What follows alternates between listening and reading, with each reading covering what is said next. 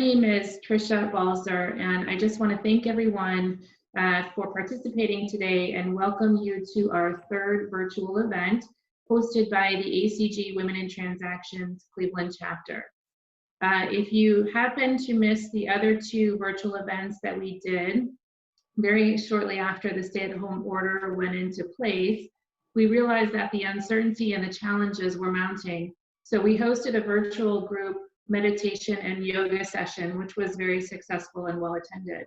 And then with no end in sight to the stay-at-home orders, but still with the desire to stay connected, and even further staying true to our mission of featuring women deal makers and business owners, we hosted a panel moderated by Stacy Feiner that featured two local business owners, Valerie Mayen of Yellow Cake Shop and Ann Hartnett of Harness Cycle. Incidentally, both of them are actually reality TV alum, which is just a fun fact, but they had an opportunity to each tell us how their mindset shifted to the safety of their teams and their clients, and then also to the needs of their community as a result. And they refined their respective business models to adapt to the rapidly developing marketplace. Each took the adversity at hand and turned it into an opportunity. Today, for our third virtual session, we thought it could benefit all of us for some guidance and instruction on summer wines, how to buy them, how to gift them, and maybe most importantly, how to drink them. So just briefly on ACG and Women in Transactions, because we're finding the wonderful thing about this virtual programming is that we're seeing a lot of new faces. And not only are we seeing new faces, we're realizing that some of these faces are representatives of other chapters. So welcome to everyone, but especially to our new guests. We hope to pick your interest with this event and want to assure you that our committee continues to conceptualize new ideas for future programming and content that we hope you'll find relevant and meaningful. The Association for Corporate Growth is a nationwide trade organization that's focused on driving growth in the middle market through mergers and acquisitions. The membership base encompasses all facets of deal makers, from buyers and sellers, to accountants and advisors, to lawyers and bankers, and really everything in between. If you're a member of ACG, and if you are a female, you are by default a member of Women in Transactions. So there really is no separate membership registration or fee. I encourage you, if you have any questions about membership, please reach out to me. I can put my contact information in the chat box, or you can reach out to Julia or any of the committee members, and they can also assist you in any questions that you have. And I'd be more than willing to set up a time with you to discuss my own personal experience with the group and the benefits that I've realized as a member. So now with that, I'd like to turn it over to Margaret Jordan of SICKH, who brought this particular program together. Margaret? Good afternoon, everyone. Welcome to our program today. It's nice to see so many familiar faces and some new faces as well. Just want to go over a quick update about our some housekeeping items. Everyone is going to be on mute. However, we do have a chat feature. If you have a question that you'd like to ask during the program, please go ahead and type it in the Zoom group chat, and I will be sure to bring it up to the speakers. We are going to go through the program. Please feel free to drink and enjoy the wines as we go through the program. This is going to be a really relaxed conversation with our wine experts. We're going to do that, and then around 5:30, we're going to go into breakout rooms for some networking. So that's the format of our program today. We will do the networking and then reconvene, and we're going to do a drawing for a $100 gift card for Regency Wine. So make sure you stick around to the end to be eligible for that gift card. Also, I want to, while we're all here together, I want to give you a save the date to mark on your calendar. Our next program is going to be July 21st. It's going to be a virtual cooking program taught by the Western Reserve School of Cooking. We're going to be making grain bowls, different kinds of sauces, things that you can keep in your refrigerator and put together for a nice, easy, healthy weeknight meal or lunch with the kiddos during the summer. So it's going to be a really neat program. We'll be sending more information about that program along with registration info and an evaluation of this program after the program is over. So without further ado, I'd like to introduce our guest speakers and wine experts. My friend Susan Mozingo. She is the owner of Regency Wine Sellers. Susan has a degree in education, and she decided to leave the teaching profession and was hired to manage Regency Wine in 2009. She bought Regency Wine in 2010 and opened a wine bar in 2012. The wine bar is very nice and very popular, and they also host private events there. So if you haven't been there, I definitely would encourage you to go visit. It is in West Akron, right near Summit Mall, and it's a great place to have a sip of wine. And she also has excellent food there. And also, my friend Jamie is here with us today. Jamie Boyd is a wine sales professional. I used to work with her way back in the day at West Point Market. She's with Tramonte Sons, which is a small family-owned distributor of wine out of Cincinnati, whose motto is story-driven cult wine. So Jamie has some great wines that she represents. She's been in the wine business for both on the retail and wholesale side for over 23 years and is very knowledgeable. We're lucky to have these two with us. And without further ado, I'm going to turn the program over to them and have them go ahead and get started. Thank you, ladies. Thanks, Margaret. Thanks for that introduction. Hi, everybody. Since you mentioned summer wines, let's start with summer water because we want to make sure everybody has something in their glass while we're chatting away. I'm not sure who was able to find it or who's sampling with us, but this is the time for rosés, people. And I don't know if anyone is familiar with how rosés are made. Most every grape has clear juice. There's like one obscure grape that has reddish juice, but almost every grape has clear juice. So in order to get a little bit of color, they put it on the skins for a little bit. So in order to get a red wine that we're going to be drinking later, it has skin contact that's much, much longer. But for a rosé, this pale color is from just limited skin contact. And I'd like to say I have a lot of customers and I run into a lot of people who still think rosé is that sweet stuff from the 70s. And it's not. It's phenomenal. Most of what I carry is dry.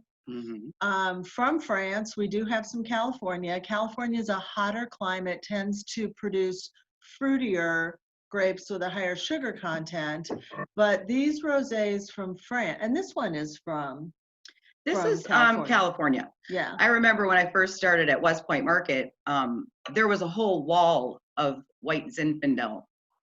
And then when I left there 11 years later, we had maybe one row of 3 or 4 white Zins because dry rosés had overtaken the market. Everybody in France loves dry rosé with salads, perfect with grilled shrimp, you know, your lighter fare, or just by itself with cheese and crackers.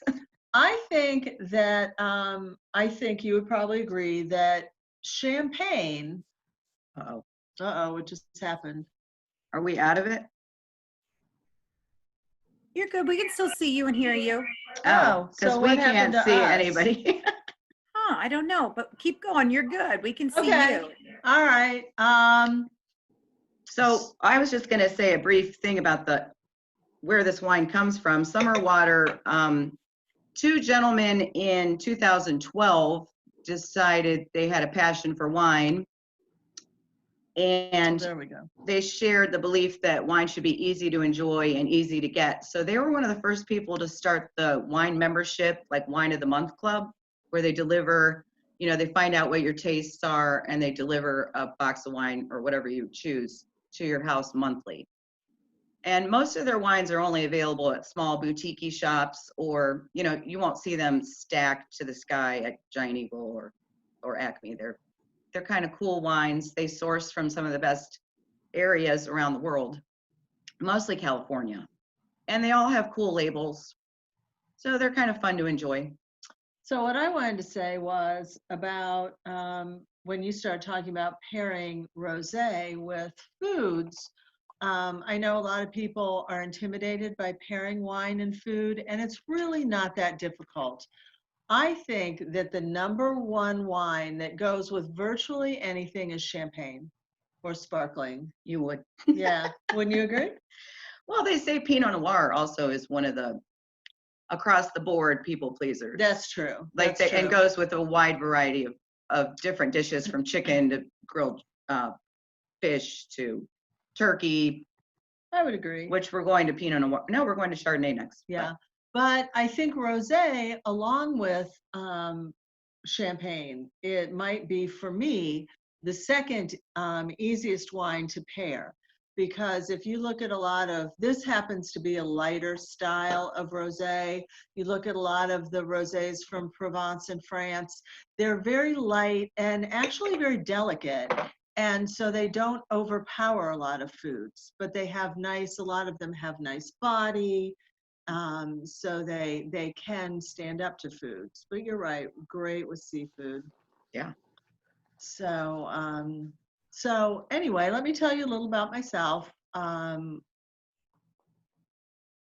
opened Regency, like Margaret said, back in 10, and in 12 I opened the wine bar. It's a very cozy place. I think a lot of you are in Cleveland, but if you ever have the desire to come down to Akron and check out something different, it's a great little date place. All our food is fresh and prepared and made to order. I have like soft seating and couches and a fireplace and cozy wingback chairs.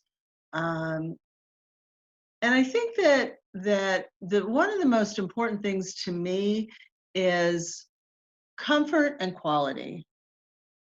I want people to be able to come in and have the feeling of being kind of insulated from the outside world. Unfortunately, I'm in my living room and not at the store because there's too much going on there and it was distracting.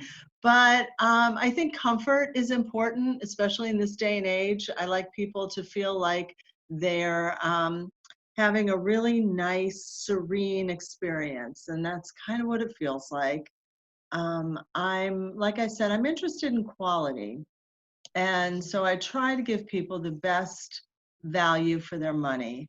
And I think that value is important in wine in many things. So I want to discuss that a little. I want to discuss the industry, how they price, what constitutes a good value, and a little bit about how wines are trending these days.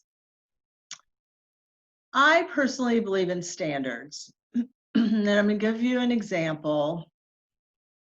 If you have a beautiful diamond, and to the naked eye, you see nothing but sparkles in the sunlight and gorgeous color. To you, that's a gorgeous diamond. If a diamond expert looks at that diamond, he may see occlusions and he may see things that you're not able to see.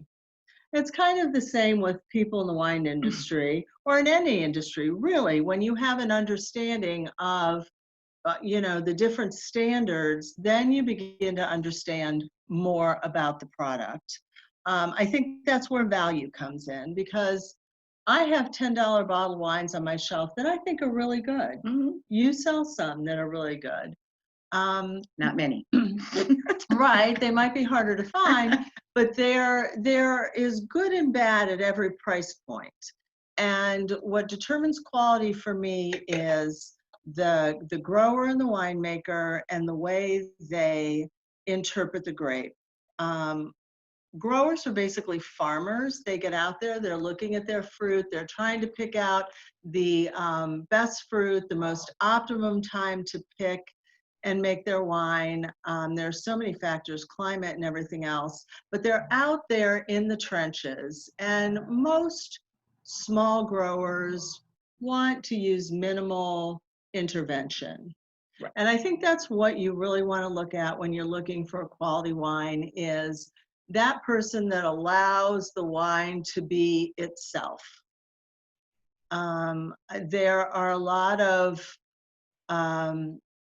mass-produced, right, industry people, that big ones like to throw out names, Gallo, Constellation, and they're buying up big lots of grapes that are machine harvested. You don't know what's in it. They're trying to compensate for not enough acidity and not enough tannin. I don't know if I'm getting too technical, but there's a lot of manipulation in the wine industry. And I guess the best way to determine value is to go to your local wine merchant, someone who's knowledgeable about wines, and talk to them and get their advice and let them learn your palate and understand what you like, and introduce you to the better wines out there, not just there. And I hate to use the word junk, but there's a lot of junk wine out there. You don't know what's in it. So that to me is quality and value is important. There are a lot of wines that I have on my shelf, and I'm sure other purveyors have as well, that are $10 wines, but are much more of a value than a $20 wine that is a mass-produced wine. Should we move on to Chardonnay? I don't know. Yeah, I think we Well, should. I have a question for both of you. What are some of the ingredients that should be avoided, that we should look for, that we should avoid? Good question. Well, a lot of people, especially people who try to make Pinot Noir, Pinot is a very delicate grape, and it's very, very light in color. So a lot of people, I won't name any specific wines, but maybe I should. They're not 100% Pinot Noir. And so they're trying to attract a certain flavor palette that a lot of Americans have, which is a sweeter palette. So they'll add Mega Purple, which is a coloring additive. They'll add other grapes like Gewürztraminer or Syrah, which is a real dense grape. And it totally changes. Now, if you like wines like that, that's fine. I mean, wine is for enjoyment. Drink what you want. But it's not, these aren't considered like pure expressions of what like Pinot Noir would be. So I think you would want to avoid that. Does the label indicate that, or how would you know that there were those other wines? Is it called a blend, or is it still called a Pinot Noir? They still are called Pinot Noirs because in order to be called a certain variety, it has to be 75% of one grape. So Gotcha. 75% of it could be Pinot, but then you have, 4% Gewürztraminer, some Syrah, some Mega Purple thrown in, and before you know it, it is more like a blend. So let's think about getting a C in school.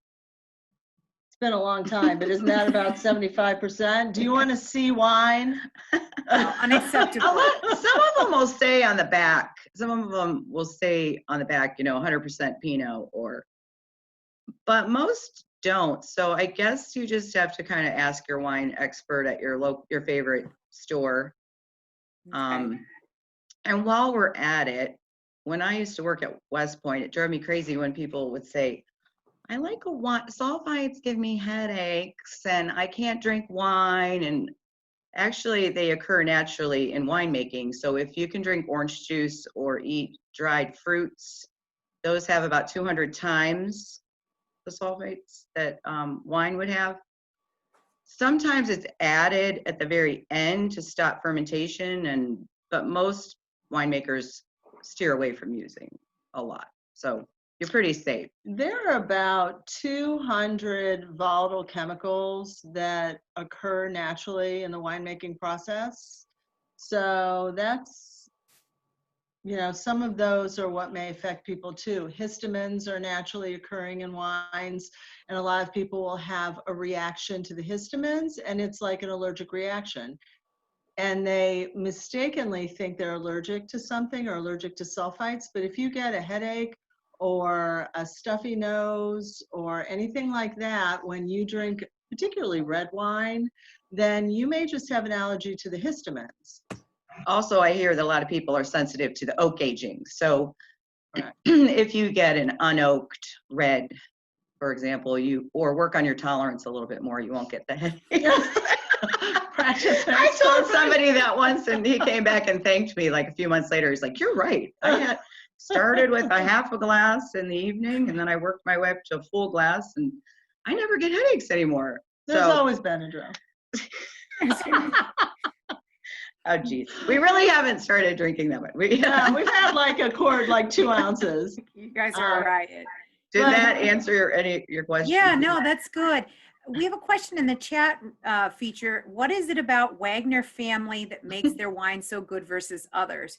I Why saw would that. others not replicate it? So Wagner is Camus, right? Did they Wagner? sell? Did so they there was sold. little history. There's Joe Wagner, who was the dad, and he had 4 children. He makes Camus, the big cab, and then, or no, Joe Wagner's the son. What's the dad's name? I don't, it's been so long since. Okay, anyway, the son makes Meiomi and Belgloss and a lot of those wines that people are really familiar with. When Jamie was talking about Pinot that's not really Pinot, that would be Meiomi. But I love I it. used to sell Meiomi. That's the only reason Yeah. I'll take their Meiomi 75% C wine. Right. A lot of people love it, but it's not really a true Pinot. And I think it's a very popular wine. Joe Wagner was interviewed a few years ago and said that he made Meiomi for the Coca-Cola generation, which means that he made it for our sweet palates, like you said, to your point.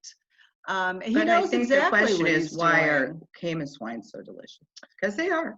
Well, it's because they're voluptuous to me, very velvety. They seductive. fit the American palate. They fit, you look at Swenson's. How popular is Swenson's in Akron? I don't know if people in Cleveland know Swenson's. Are you comparing Camus to Swenson's? Yes. Swenson's you wouldn't believe how much sugar Swenson puts in their hamburgers. And if you look at all of the processed foods that we eat with all the added sugar, the American public is consuming huge amounts of sugar. And for the most part, not everybody, but. So that's why a lot of them like the sweeter wine. And that is why. Or more soft. Exactly. So there's fruity and there's sweet in wine. So sometimes, what you might mistake for sweetness is just overly ripe fruit. But which you get from Napa. Right. Because of all the sunshine. But a lot of these wines, that's what Mega Purple does. It adds sweetness. Or they let the grapes hang for a really, really long time. So there's a lot of sugar. And then the yeast eat the sugar, but they stop that fermentation.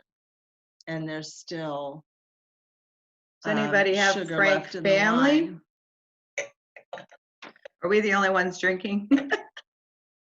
So anyway, the reason that people like those wines so much is because they're full-bodied, they have a lot of flavor, and they do appeal to a palate, a particular palate. And that kind of takes us to trends in wine. That is the trend in wine right now. It's those big, juicy, fruity kind of sweet wines that you see. Meiomi's one of them. Austin Hope's another one. And like Jamie said, there's nothing wrong with it if you like those. That's fine. Everyone should drink what they like. But I'm going to be a little harsh here and say, don't have the illusion that you're drinking a good quality wine. You're drinking what a wine that's not, I don't know. Yeah. She's snobbish. Okay, let me talk a little bit about Frank family. Some of you who have ever gone out to Napa Valley may have visited Frank family. They're a pretty popular destination, especially for people in Ohio. I know the winery rep who comes to visit every now and then says they get a lot of Ohio people from Northeast Ohio in particular. So we picked a Chardonnay that was a little bit pricier because Chardonnays you can find anywhere and there's so many styles. And, I tried to pick a quality Chardonnay that wasn't overly buttery, but also was like a true Chard, not overly manipulated. Rich Frank made his money as, what was his title? He was the president of Disney Studios. So what are you going to do with all that money? he acquired a palate for good wine. So he bought a historic home in Rutherford, and he was like all excited about it. And all these neighbors kept coming up and trying to lease some of the vineyards from him and lease some of the land. And he was like, what's going on here? Little did he know he was sitting on a gold mine of like some of the oldest vineyards, some of the best quality soils. So he hired a winemaker and he started making beautiful wines, and they get really great reviews. This one got 90 points from Jeb Dunnick, which you probably don't know who he is, but he used to write for the Wine Spectator, I'm pretty sure. So this is a pretty wine. A lot of people like that. There's like the overly buttery, like a Rombauer, and then you've got some people who are into the more stainless steel, no oak Chardonnay. This kind of like, you know, This unites. is a nice balance. Yeah, unites the two styles. And I think it's sometimes better not to serve your whites or rosés too awfully cold. A lot of people serve their whites too cold and their reds too warm. They always say like 20 minutes in, 20 minutes out. So 20 minutes in the refrigerator for a red if you're like serving on a warmer day, 20 minutes out for a white, so you can really taste the expression of the fruit, and it's just not all like frozen in your mouth. So cheers. Cheers. The other thing to remember about wines is I think a lot of people that drink wine know to let a red wine breathe. I don't know how many people know to let a white wine breathe. There are a lot of wines, especially French wines, and some of the bigger California wines that need a little bit of time to open. Oxygen is what develops a wine, and at the same time, it's what kills it. So a bottle won't last open forever, but a few hours or a couple days is fine. How is it best to let it breathe? Just uncork it and let it breathe, or should you put it in a decanter? I will. Either one. Yeah, either one. What I'll do a lot of times with a bottle is if I don't want to decant it, I'll just open the cork, or take the cork out, put it back in, and then just upside down a couple times. That gets oxygen through it, and then it'll start to develop. Or you can use a large glass like this, and that's really great for reds. Not always so good for whites because it loses some of the aroma, but with the large glass. But reds are great for this. This glass will actually hold a bottle of wine. My kind of glass. Yeah. What That brand of glass is that, and where could someone get that type of glass? So I bought these at Home Goods. Home Goods has, mostly Christmas time, a beautiful selection of glasses. So for someone who just needs 6 or 12 glasses, I recommend them. I think that, you don't need to go online. You don't need to spend. It doesn't have to be your expensive Riedel or any sort No, of the glass thing like that I found about. Don't tell a Riedel person that. Right. Well, in my experience, they break just the same. They break very quickly. I've had Riedel glasses that maybe I've washed them 3 times and they're done. They break. They're so thin. These glasses, and a lot of the ones that you find that come from Europe, these are from, I think, the Czech Republic or something, they have strengtheners in them. And I've had these glasses for years and they haven't broken.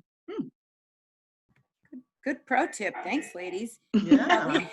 We have a question. Speaking of ratings, is there a standard rating process across all wines, or a rating system that is preferred over another? I know I always look for one that's 90 or better. 90, yeah, it's a 100-point scale, and it really depends on who's writing the review. I know when I worked in retail, everyone would come in with their Wine Spectator top 100, and they were looking for these wines, and they had already been released earlier the previous year, so it's really hard to find. And some of the people, like the Wine Advocate guy, the wines he gives high 90s are usually super extracted and very, very rich in flavor. So you kind of have to like decide whose palate you follow. or follow your own. Points are, it's all relative. It's kind of like art. Everybody likes different. Some people like abstract, some people like, landscapes, and it's your personal. You don't have to be swayed by the point system. Is just kind of like as a guide for people who, need that. It kind of started out a long time ago with Robert Parker, back in the 70s, when people didn't really know much about wine. And he wrote a newsletter and he started giving people advice, and it just kind of took off because nobody knew what was good, what wasn't. Those were the early they were days of drinking wine. white Zin. Well, California wasn't even doing wine. Yeah. Can I? Yeah. Yes, you can. Go. Yeah. So that's kind of how that developed. Now people have learned to really depend on it, but like you said, you want to make sure you're aligned with a person that has your taste, that's more aligned with your tastes to really. We have another question about the Coravin system. Does it actually work if you want to have a glass and not open the whole bottle? Or do you recommend another option? Does it keep the integrity of the wine? That's that new device I think that you put in the cork. Yeah, it's like a needle. Right. It's like a Evidently, needle. they work pretty well, evidently. I have one. I've used it. Yes, it does work. What I would recommend though is if it's a bottle that you're going to finish in a couple of months, you're okay. I wouldn't trust that you can let it go more than about 2 months. And it really depends on the type of cork you have too, because the whole concept is you're putting a needle into a material that's flexible, like natural cork. Does it Will work open in and those close. synthetic corks? Because a lot of the corks are synthetic now. Right. And when you put a hole in those, that hole is not going to close up. Right. Most wines that you would want to Coravin would be more expensive wines. I know that in the wine industry, a lot of people like myself who show wines to customers, I might want to show Susan something on a Tuesday, but I have a customer who'd like to try this expensive Cabernet on a Thursday, but I want the wine to taste the same. So it works really well for that scenario. A lot of wines with synthetic corks are a little less expensive, and frankly, if you don't drink it in a couple days, just cook with it and be done with it. True. In my opinion. But No, I agree. If you've got a cellar and you want to see if a wine is ready to drink, you can do that, but don't plan on storing that wine for another year or two because it's probably not going to, hold up really.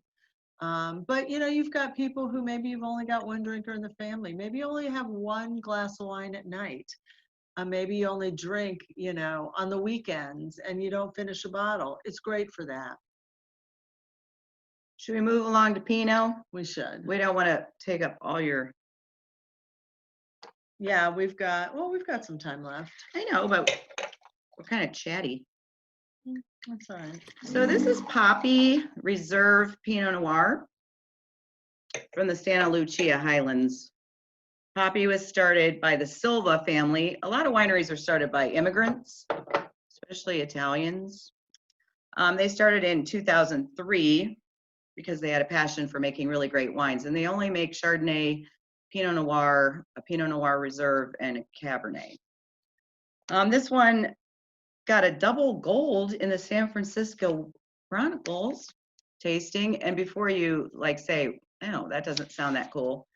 It's a huge tasting that they put on every year, and they taste the wines blind by price category. And then the winners of each category go against each other, and they pick their favorite out of those. So to get like a double gold, that's pretty huge because they're not swayed by the label or by who makes it. So it's a pretty reputable scoring thing. Do you want to talk about notes? Oh yeah. So it's 100% Pinot Noir. Like I said before, Pinot has a very delicate, it's very delicate grape. It doesn't like to be too hot. So this Monterey area is perfect for Pinot because it's similar to Burgundy. you have the warmer days, and then you have the cool breezes coming from the bay. So it cools the grapes off at night, and they don't get overly burnt or overly extracted, because Pinot is super delicate, but it has a longer time on the vine to produce all the complex flavors. A lot of times with Pinot, I'll get like a cherry or almost like a candied apple kind of thing, and a little bit of earth.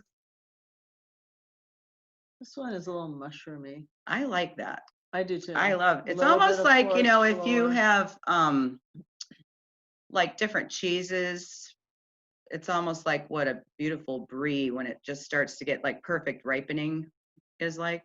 That's kind of what this kind of Pinot is like to me. I love this Pinot. This is a really nice one. I like They it a sent it lot, to me too. by mistake. I was supposed to get the regular Pinot once, and I got the reserve, and my husband and I drank it, and I was like, oh my God, that's really good for the money.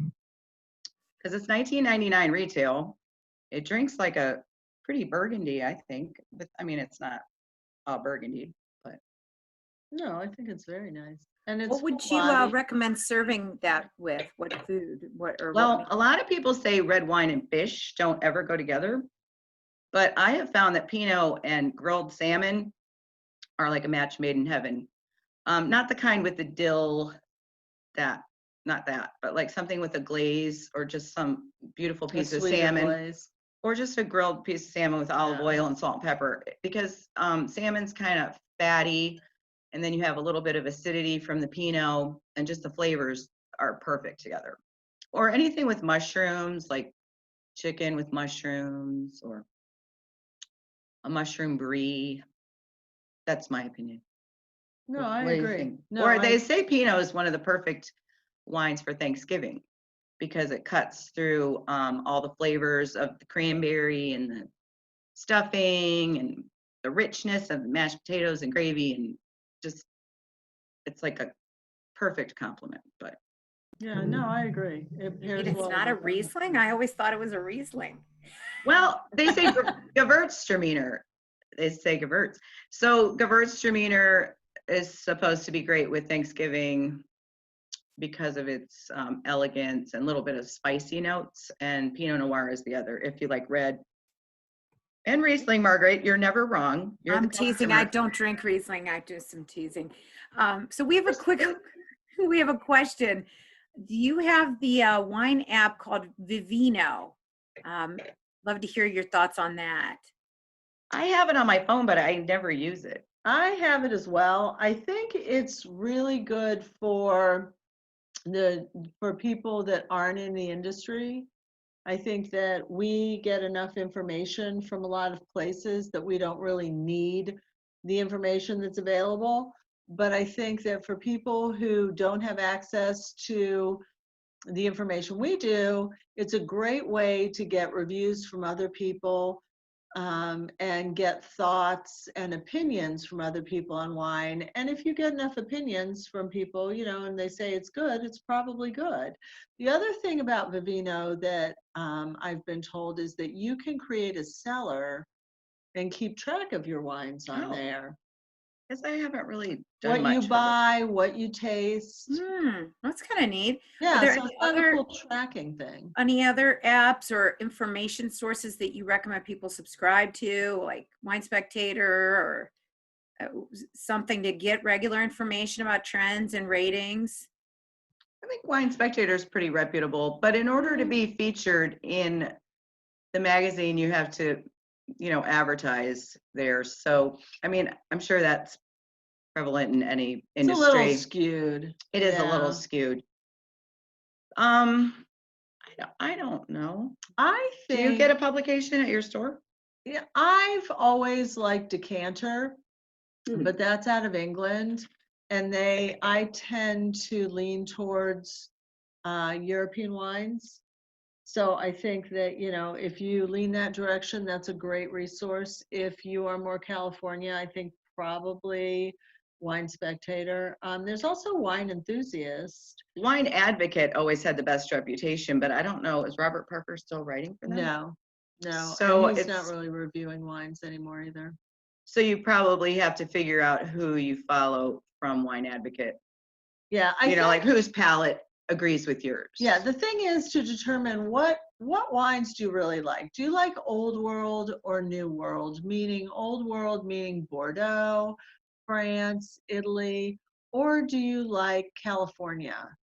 And in the United States, most people drink California. I sell more California Cab and Chardonnay than anything else, which is fine. I think it's also a Cleveland Akron thing, if I may speak like that. Seeing trends, most people like Chardonnays and Cabernets, Chardonnays, Cabernets. Then they start deviating a little, like red blends, Pinot Grigio, or Malbec, and Yeah, but there are apps. Other There's an ones. app called Delectable. If you subscribe to Wine Spectator, they have an app.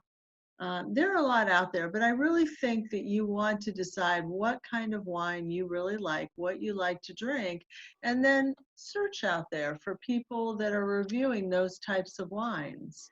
What is, often I have to take a gift or a hostess gift or a gift to a business that I'm talking with or thanking them for something. What's a good bet for buying a wine that won't break the bank but won't embarrass you either? I always tend to go with something that I know that's kind of a, you know, more well-known brand like a Ferrari Carano or something. But I know you and I talked about that the I other think day. that's a all good I idea. don't want to embarrass myself. I'm Ferrari definitely Carano afraid. is awesome all the way across the board. Their Fume Blanc used to be Russ Vernon from West Point's go-to for everything. And we had a whole bin of it because Mhm. anytime a little lady would come in and, what should I bring to this party? Oh, this Ferrari Carano Fume Blanc. That and Blackstone. He loved the Blackstone Merlot. Oh, he liked the box. He liked the box. Yeah. I'm kind of a fan of the box The myself. black box. Black box. Merlot. Yeah. Yeah. Which I used to sell, and it's black box is high quality. It's good stuff, but I wouldn't give it as a gift. So back to buying No. a gift for a business or party. So it really depends. Do you want to buy something if you know that person's taste, or if you Let's say you don't. want something recognizable? Yes, probably that, or that at a minimum won't embarrass you, that they'll enjoy. So, I mean, my suggestion is always go to your local wine merchant and ask them. But having said that, I feel like the wines that are recognizable, you're always safe with. I think you need to ask, does this person know wine? Are they do they have an experienced palate? Because that makes a difference. I would buy something different.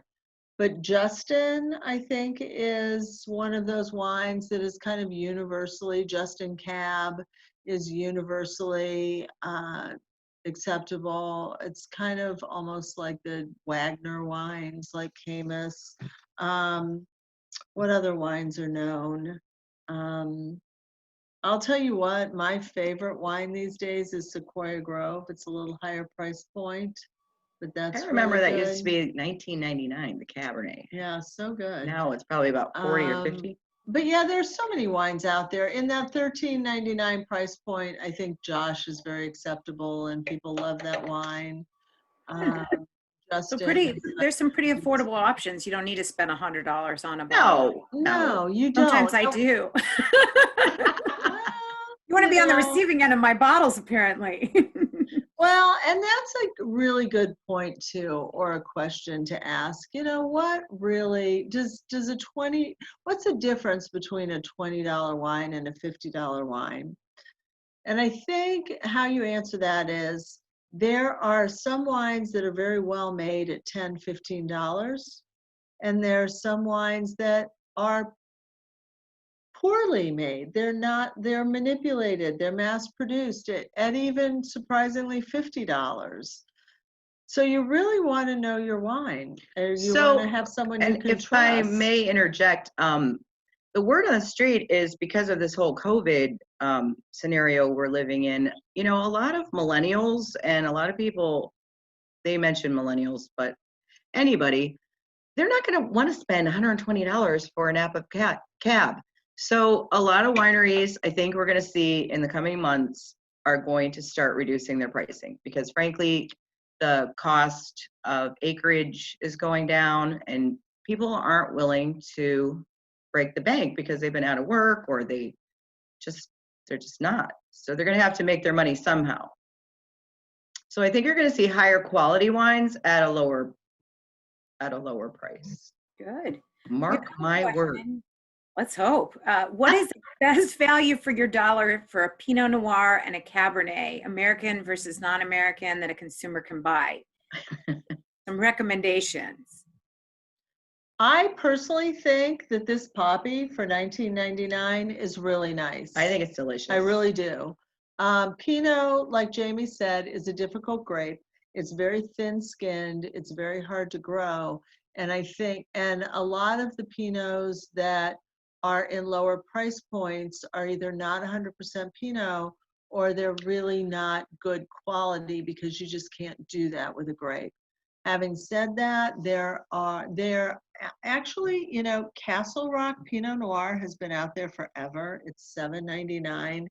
It is? It is very respectable for that money. Angeline Pinot Noir for $13.99 is quite good in that price point. Most of the others. Most Burgundies, in France, they call their wine by the region they're from. So white Burgundy is Chardonnay and red Burgundy is Pinot Noir. So in order to get a fabulous deal on a red Burgundy, it's kind of hard. You got to figure you're going to spend at least $20 to $29.99 for a decent one. Right.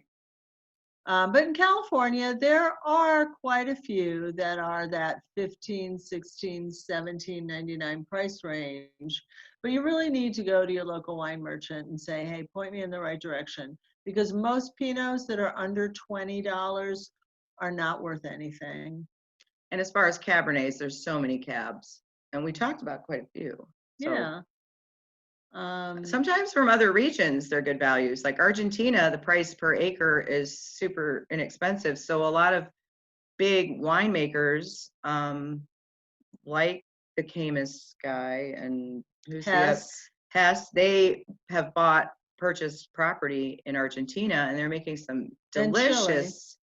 And actually, I sell two brands, Zolo and Tapiz, Tapiz.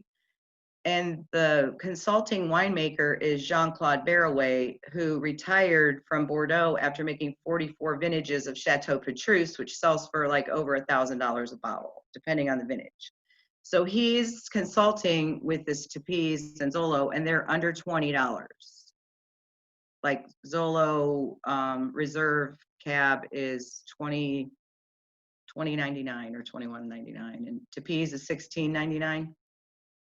So yeah, you might want to search those out. And I know Giant Eagle has some of the Giant Eagles have those. I think, and Heinen's has the Tapiz Cab right now in their that wall special. Okay. It's not like 90 points. It's something like Steward's Picks or whatever. Super. So you guys mentioned champagne, which is one of my favorite things. Do you have any thoughts on buying sparkling wine, maybe that's French, but not from the Champagne region? That's a good value. I know I used Saint Hilaire at my wedding, and I really enjoy that. That was always a go-to when we were pretty cheap, yeah, but it's good in my opinion. What do you guys? Are there new things out there that I'm out of touch? I think Cava is a great region right now, and there are lots of Cavas out there. That is Spain. And they're wonderful. I have a little one that's Campo Viejo for $14.99. That's a great little wine. And then, you can go to France too for sparkling. Not everything in France is champagne. They have a lot of really good sparklings that are in that $20, $25 price range. Someone just asked a question what that wine was at Heinen's. It's Tapiz, Tapiz Cabernet, and it's on their fine wall, Steward's Picks or whatever, $16.99, delicious. And they also have a Malbec that's on their shelves. I sell a sparkling from the Loire Valley in France called Maurice Bonamy Cremant de Loire Rosé, which is a big mouthful. It's 100% Cabernet Franc, and it's $17.99, I believe. it is so sexy delicious. It's like voluptuous and easy drinking. They have it at One Red Door by the glass and by the bottle. The first time I tasted with Tiffany, because we both like Cab Franc, we both looked at each other and were like, oh my God, this is delicious. And we ended up drinking the whole bottle and getting food. I won't recommend that, but that happened. It happened. It does So, happen. should we go to the final wine? Because we're like Yes, down to yeah. 5 minutes. Okay, It's okay so Run over a few minutes. a lot of people are into red blends, which we were talking about earlier. And so we thought we would turn you on to a little Bordeaux. Bordeaux being a region in France. Just like showing that in a mirror, it's backwards. Oh, was it? Damn it. Excuse my language. So this is from Chateau d'Ozac, and this is D de Dozac. It's this chateau actually originates from the 1600s, but obviously it's had like many owners and many you know, upgrades and modernizations. Chateau d'Ozac is in the Margaux region of France, which is left bank of the river, a little north of Bordeaux. And they're mostly known for Cabernet-based wines. So this is mostly Cabernet, and the rest is Merlot, and is a more elegant expression of what a red blend can be. So not to diss Ménage à Trois, but I kind of am. That is like bulk juice, overly extracted, probably overly manipulated. Bordeaux's tend to be super elegant and refined, and Susan loves Bordeaux, so we thought we'd add a Bordeaux. I do love Bordeaux. I think that the values in Bordeaux are great, and most people that I know are cab drinkers enjoy Bordeaux, even though many of them are mostly Merlot. It's the way they grow. They're more structured, they have more tannins, and if you're a cab drinker, I would definitely recommend trying Bordeaux. There's some great values. And if you think you're a hater of Merlot, you'd be surprised. Drink a Merlot from, like what I was mentioning, Chateau Petrus winemaker that retired and went to Argentina. Petrus is 100% Merlot. And if you ever watched the movie Sideways, and he said, we are not drinking effing Merlot. At the very end of the movie, he's sitting in a diner drinking Cheval Blanc out of a paper cup. Cheval Blanc is almost all Merlot. So that was the irony of that movie.